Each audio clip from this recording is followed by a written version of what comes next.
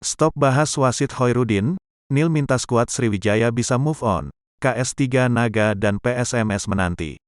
Luapan kekesalan kepala pelatih Sriwijaya FC Nil Maizar sempat melakukan protes terhadap wasit Hoirudin atas keputusan yang dinilai merugikan timnya pada laga Sriwijaya FC dikalahkan tuan rumah PSPS Riau 0-1 babak penyisihan Liga 2 Grup A di Stadion Kaharudin Nasution Pekanbaru, Riau, Rabu, tanggal 17 November tahun 2021. Sore sepertinya tidak berlanjut dan hanya sebatas emosi sesaat.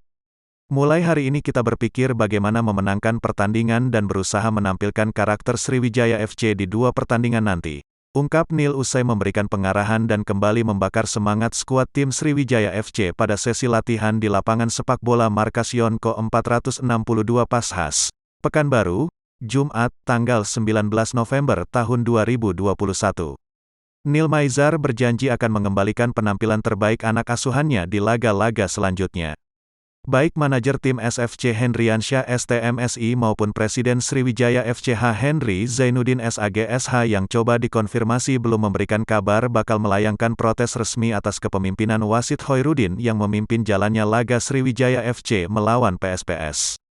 Padahal pada preskon usai pertandingan, Nil Maizar meminta agar manajer tim Hendriansyah STMSI mengajukan protes atas keputusan wasit Hoirudin yang dinilai merugikan timnya.